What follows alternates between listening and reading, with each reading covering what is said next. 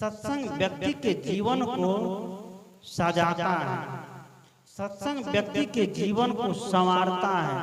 सत्संग व्यक्ति को काल के निकट जाकर गए हुए व्यक्ति को भी सत्संग क्या करता है, बचा लेता है। जैसे एक व्यक्ति सुबह जगा सवेरे सवेरे और चल दिया सत्संग सुनने के लिए। सुबह जग करके सत्संग सुनने के लिए जब जैसे व्यक्ति चलता है, जाते जाते कुछ दूर जब गया तो एक जगह ठोकर लगी, वह व्यक्ति गिर गया। गिरा तो उनका कपड़ा कीचड़ में बिल्कुल गंदा हो गया। वहां जगह किसी तरह जग करके उठ करके फिर गया घर जाकर के कपड़े को बदला, दूसरा कपड़ा पहना और फिर चल दिया सत्संग में। सत्संग में जैसे चला, संयोग की बात फिर वह व्यक्ति वहीं पर जाकर के गिर गया। फिर उनके कपड़े में कीचड़ लग गया, गंदा लग गया। वह व्यक्ति फिर लौट करके घर गया, दोबारा फिर दूसरा कपड़ा चेंज करके फिर वहां से चला। वहां से जब चला तो जहां देखा कि जहां गिरता था वहां एक व्यक्ति हाथ में दिया लेकर के खड़ा है और आगे आगे चलने लगा। कहा कि तुम मेरे पीछे पीछे आओ। आगे आगे चलते चलते वह दिया वाला व्यक्ति उस सत्संगी व्यक्ति को सत्संग के पंडाल तक लेके जाके छोड़ दिया। सत्संग पंडाल में ले जाके कहा कि जाओ अब सत्संग सुनने के लिए। उस सत्संगी व्यक्ति ने कहा, जो व्यक्ति हाथ में दिया लिया था उनसे, कि तुम भी चलो सत्संग सुन लो। उसने कहा कि नहीं, मैं नहीं जा सकता। कहा कि चलो थोड़ा सुन लो। कहा कि मैं नहीं जा सकता। फिर जोर मारा कि थोड़े से सुन लो। कहा कि नहीं, मैं नहीं जा सकता, मैं काल हूँ। काल कौन हूँ? मैं काल हूँ, मैं सत्संग में नहीं जा सकता। कहा कैसे? उसने कहा कि तुम पहली बार जो गिरे तो वह गिराने वाला काल मैं ही हूँ, और पहली बार जब तुम वहां गिरे, क्योंकि तुम सत्संग के लिए जा रहे थे, भगवान ने तुम्हारा सारा पाप क्या किया, माफ कर दिया। लेकिन तब भी तुम नहीं माने, घर चले गए, कपड़ा बदल करके दूसरी बार सत्संग में जाने के लिए तैयार हो गए। दोबारा भी तुम गिरे तो भगवान, जब तुम दोबारा गिरे तो भगवान ने तुम्हारे पूरे परिवार का पाप क्या किया, माफ कर दिया। लेकिन दोबारा में गिरने तुमको नहीं दिया। कहा क्यों? उसने कहा कि इसलिए नहीं दिया गिरने के लिए।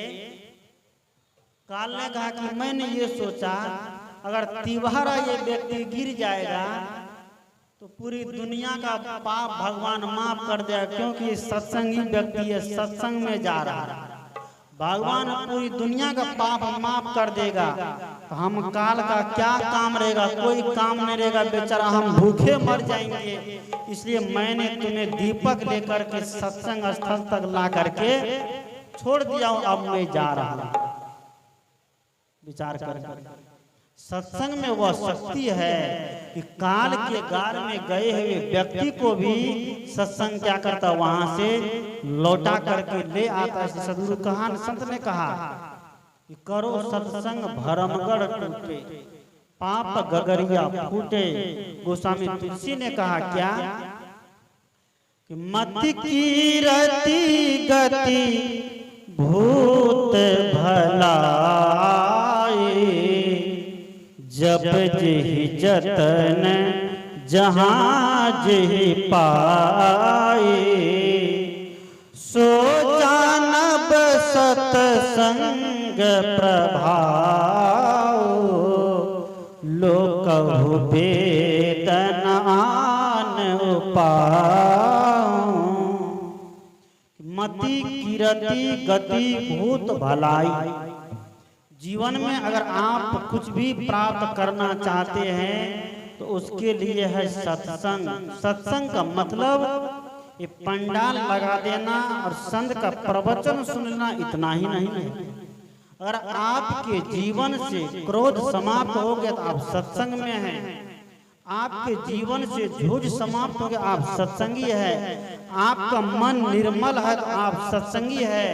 आपका जीवन पवित्र है तो आप सत्संगी है। आपका खाना पीना बोलना चलना सब सही है तो आप सत्संगी है। सत्संग का मतलब कोई ये नहीं है कि मंच लगा करके पंडाल लगा करके 2 घंटा 4 घंटा खूब प्रवचन को भजन सुना दीजिए।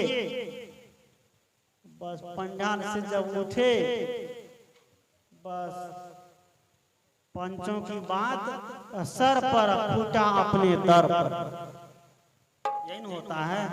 और आज यही हो रहा है। सत्संग खूब सुनते हैं, महात्मा लोग भी खूब सुनाने माहिर है।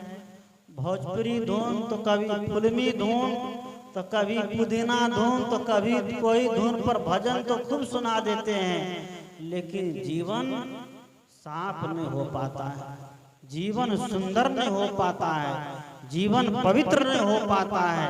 सदगुरु कहते हैं अपने जीवन को पवित्र बनाइए,